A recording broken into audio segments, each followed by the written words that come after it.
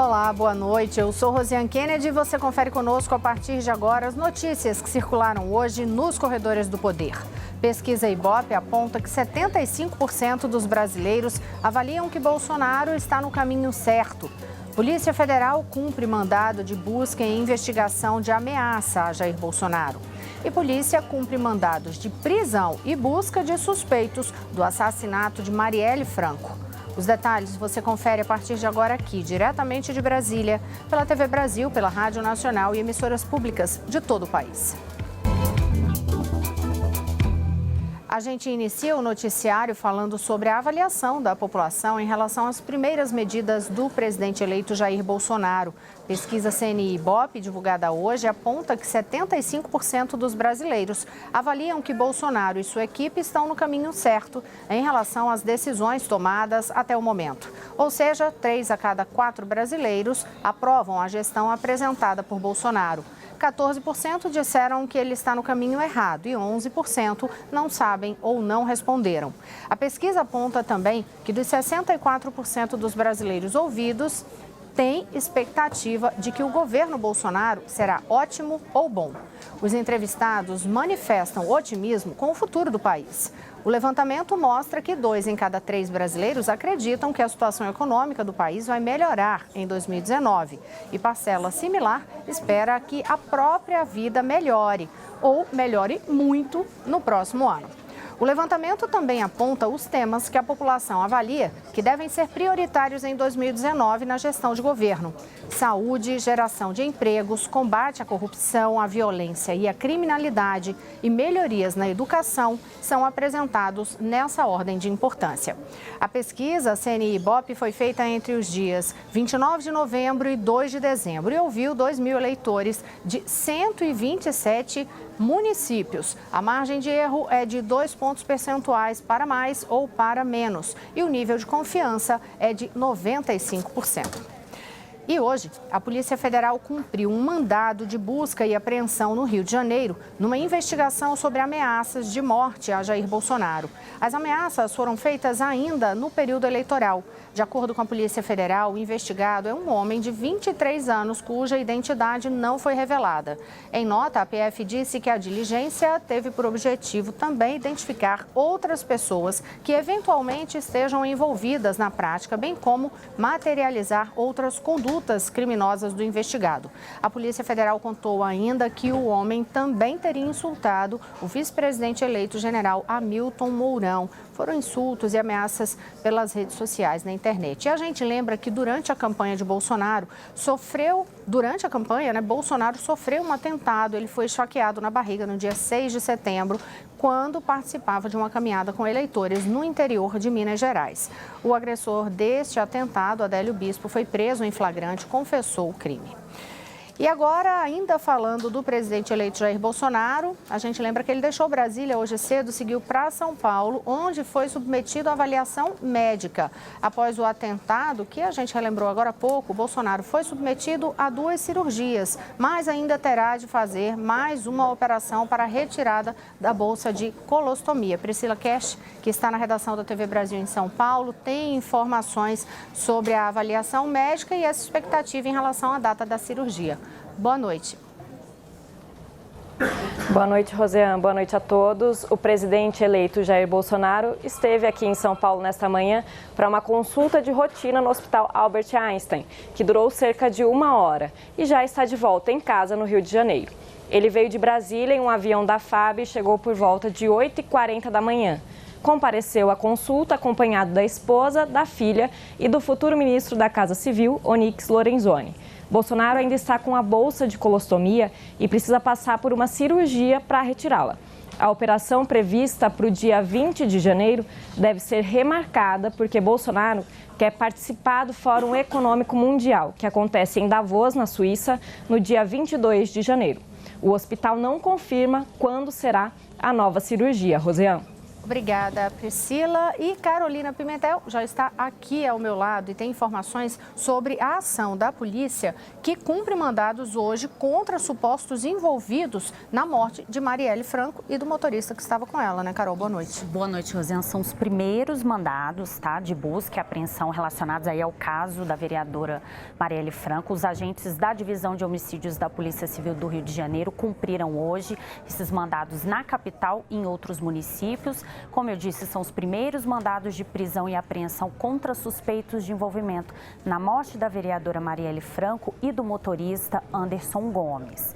Bem, o delegado Giniton Lages, que é responsável pelas investigações, informou o seguinte à Agência Brasil, que essa operação ela teve origem em inquéritos policiais paralelos às investigações do caso Marielle e Anderson. Desde que começaram as investigações, a delegacia vem fazendo várias operações policiais para a checagem de informações anônimas. E o delegado defende que essas operações devem ser mantidas em sigilo como uma forma de garantir que a polícia consiga chegar realmente aos autores e aos mandantes desses assassinatos, né? A gente lembra do caso que a vereadora e o motorista, eles foram assassinados no dia 14 de março deste ano, na região central do Rio. Foram mortos a tiros quando voltavam para casa na Tijuca, depois da vereadora participar de um evento na Casa das Pretas, que fica na Lapa, Rosiane. Agora tem um outro destaque também, que é de uma operação policial da Polícia Federal sobre aquele caso de investigações sobre fraudes em concessões para sindicatos lá do Ministério do Trabalho. É um desdobramento de investigação, inclusive. É um desdobramento, é uma continuidade, Rosiane. E o que aconteceu hoje foi o seguinte, a Polícia Federal fez essa operação contra fraudes em contribuições sindicais do Ministério do Trabalho. A ação faz parte da Operação Espúrio, que investiga irregularidades e pagamento de propina na concessão de registros sindicais. Foram cumpridos hoje mandados de busca e apreensão em endereços de servidores do Ministério do Trabalho, sindicatos e escritórios de advocacia. E entre os investigados está o ministro substituto do Trabalho, Ricardo Santos Silva Leite, que foi suspenso do cargo e está impedido de entrar no Ministério por determinação do ministro do Supremo Tribunal Federal, Edson Fachin. A gente ainda não conseguiu contato com o Ricardo Santos nem com a defesa dele. Também foi determinado o bloqueio de 29 milhões de reais que, segundo as investigações, seriam provenientes de uma restituição irregular de contribuição sindical. E os valores bloqueados são referentes a 14 pessoas físicas e 5 pessoas jurídicas, Rosiane. Obrigada, Carolina Pimentel. E olha, agora há pouco a gente estava falando sobre a cirurgia de Jair Bolsonaro, que já teve algumas trocas de datas, né? Inicialmente seria inclusive agora em dezembro. A Priscila falou aí sobre essa data em janeiro, dependendo da viagem dele. E agora acabou de ser confirmada, a cirurgia foi marcada para o dia 28 de janeiro. E agora vamos conferir os destaques da Rádio Nacional com Leandro Martins. Boa noite, Leandro. Boa noite, Rosiane, a você e a todos. Eu vou destacar primeiro um julgamento de hoje no Supremo Tribunal Federal. O STF decidiu que é competência do Ministério Público ajuizar ações de cobrança de multas definidas em condenações penais. Com o resultado do julgamento, o STF confirma que caberá ao Ministério Público cobrar as multas dos condenados da ação penal 470, ou seja, dos condenados do mensalão do PT. Agora, caso o MP não atue em 90 dias, a Fazenda Pública poderá agir. A decisão foi por 7-2. E eu destaco também, Rosiane, que hoje o iate de luxo do empresário Eike Batista, avaliado em 18 milhões de reais, foi levado a leilão. Esse foi o valor do lance mínimo. Mas ninguém arrematou o iate, que voltará a leilão na próxima terça. A venda foi determinada pela Justiça Federal do Rio. Apesar de ser novo e de luxo, o iate está parado e não conta com a documentação necessária para navegar, que é emitida pela Capitania dos Portos. Eu volto com você, Rosiane. Obrigada, Leandro. E no próximo bloco, você vê com a gente Retrospectiva 2018. Eu volto já. Olá, estamos de volta. Eu sou Rosiane Kennedy e a partir de agora você confere conosco mais uma parte da nossa retrospectiva 2018. A gente lembra que durante esta semana você confere aqui no nosso noticiário um balanço temático do que foi assunto nos corredores do poder. Hoje vamos mergulhar na pauta do judiciário. Incluiremos aí também decisões do Ministério Público, das investigações policiais. Em 2018, a prisão do ex-presidente Lula foi o principal fato no judiciário e os casos de corrupção no Rio, que levaram os governadores da atual legislatura para a prisão, chocaram o país. Você confere a retrospectiva 2018 comigo e o editor William Correia e também com o repórter Maurício de Almeida a partir de agora.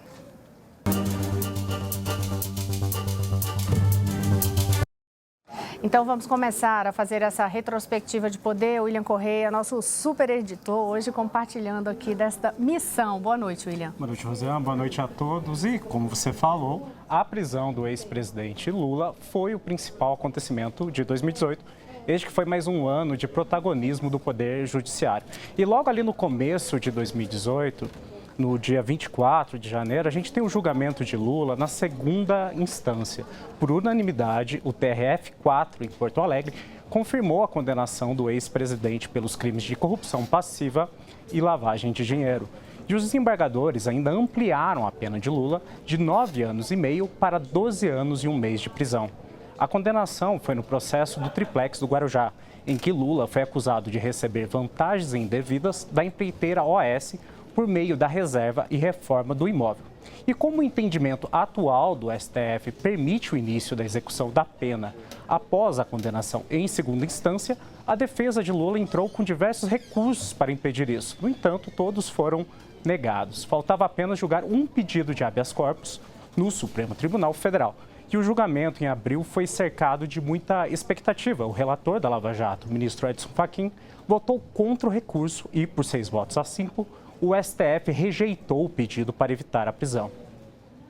O Superior Tribunal de Justiça, ao chancelar a determinação emanada do Tribunal Regional Federal da 4ª Região, se limitou a proferir decisão compatível com a jurisprudência desta Suprema Corte e, por expressa imposição legal, deve manter-se íntegra, estável e coerente. Portanto, senhora presidente, ante o exposto, sob todos os ângulos enfocados, não verifico ilegalidade, abusividade ou teratologia no ato apontado como coator e meu voto é no sentido de denegar a ordem.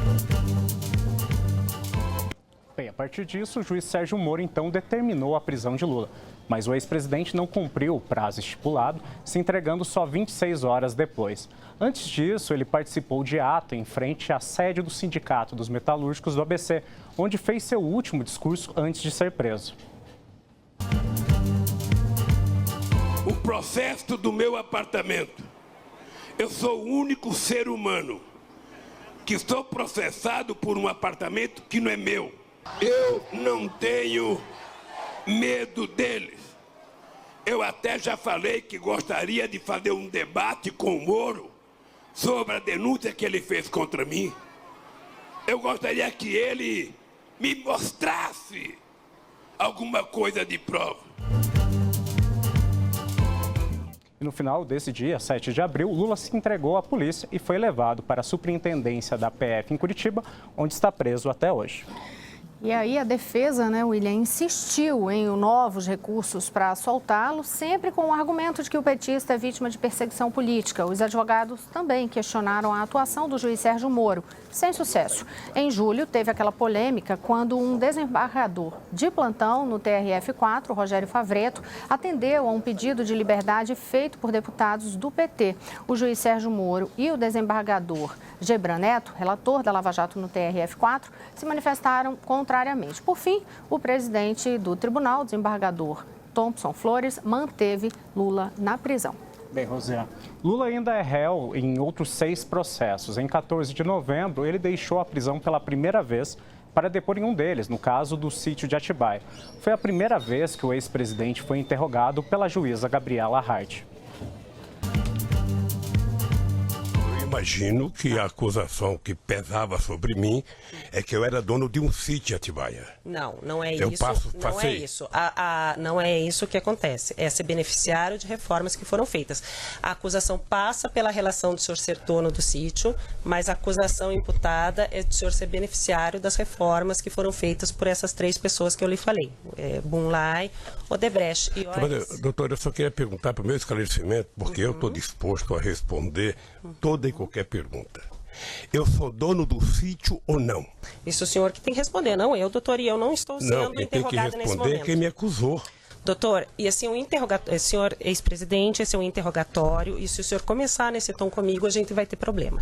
Então, vamos começar de novo. Eu sou a juíza do caso, eu vou fazer as perguntas que eu preciso para que o caso seja esclarecido, para que eu possa sentenciá-lo, ou algum colega possa sentenciá-lo.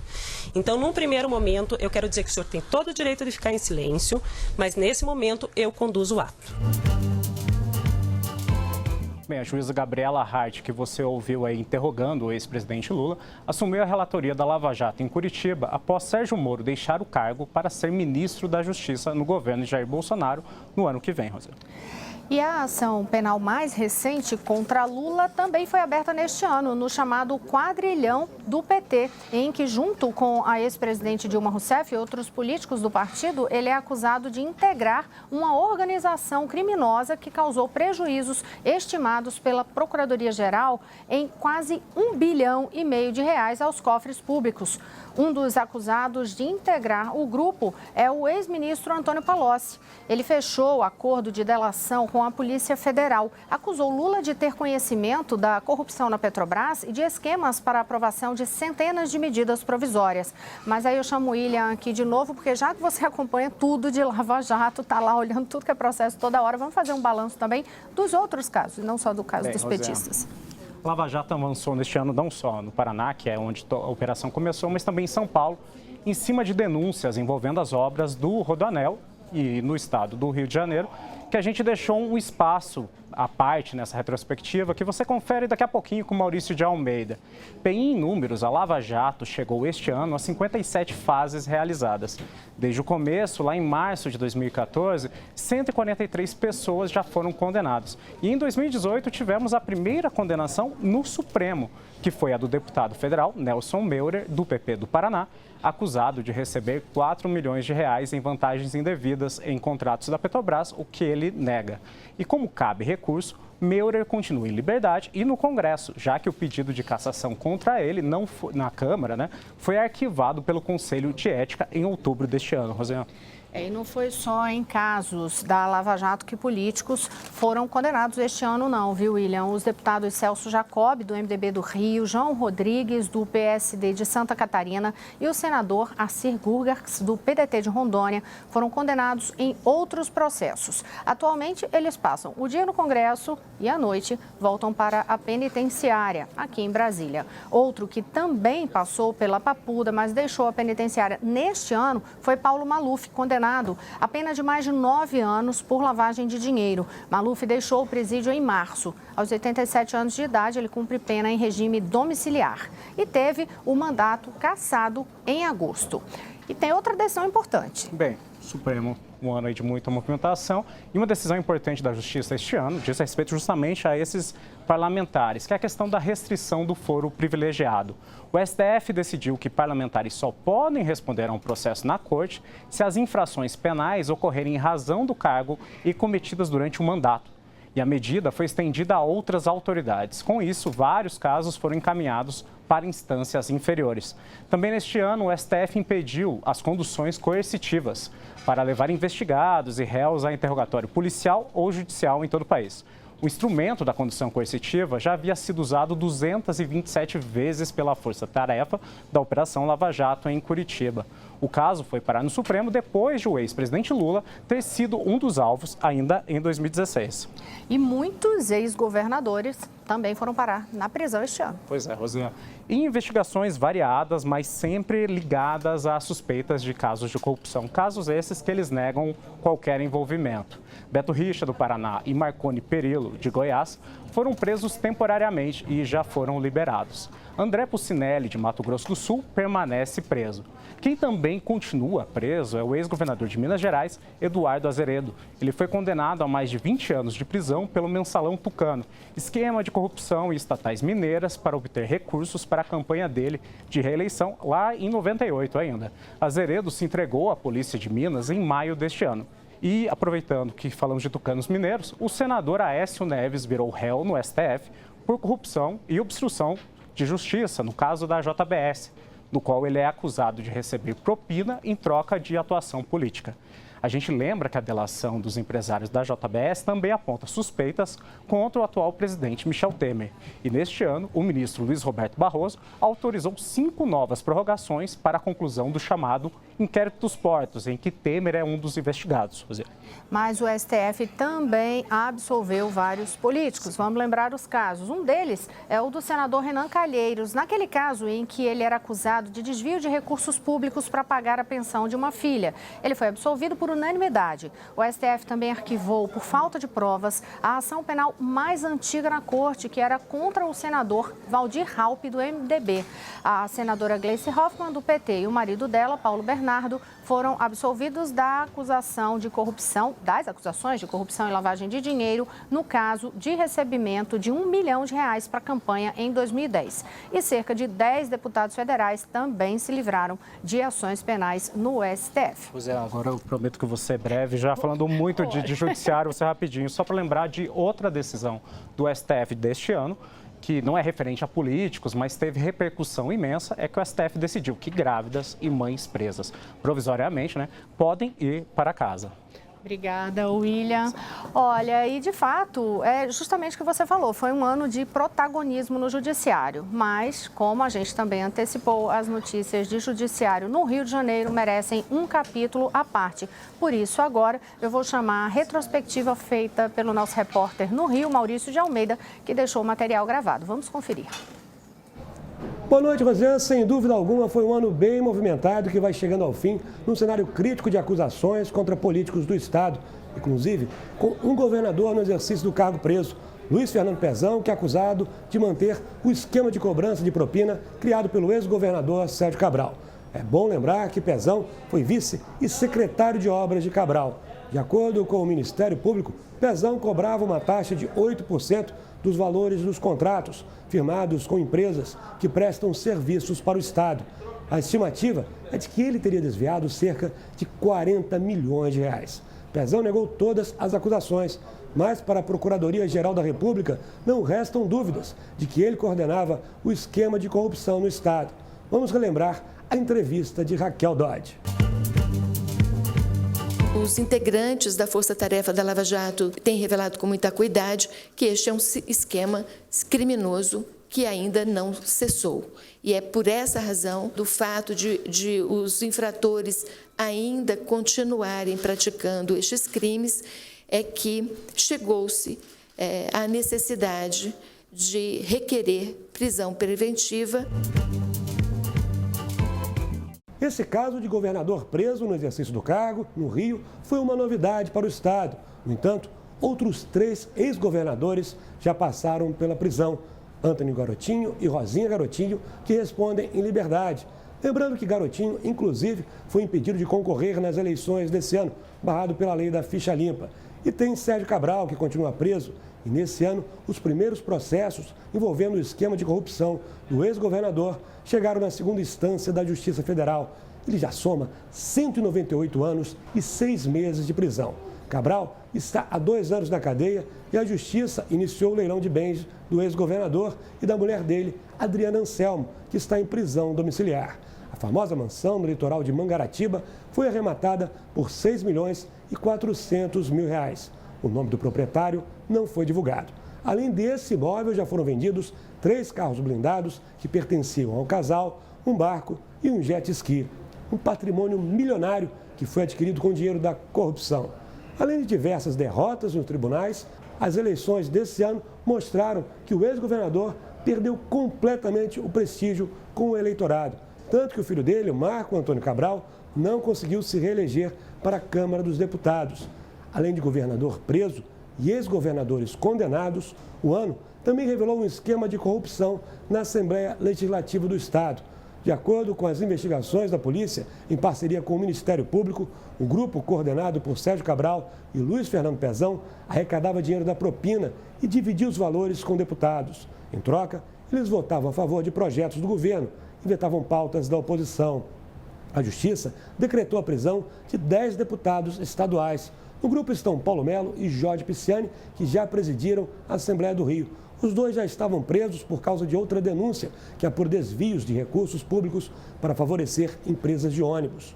O esquema de corrupção na Assembleia do Rio teria sido criado por Sérgio Cabral há 20 anos. Antes de governar o Estado, Cabral também foi presidente da Assembleia. Corrupção no governo, na Assembleia e, para piorar a situação, quem tinha que fiscalizar as contas também foi acusado de estar envolvido no esquema. O resultado é que 5 conselheiros do Tribunal de Contas do Rio foram afastados dos cargos e denunciados ao Superior Tribunal de Justiça.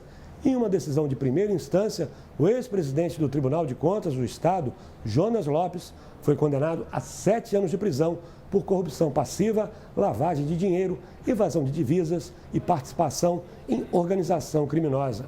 O filho de Jonas Lopes também foi condenado. Cabe recurso.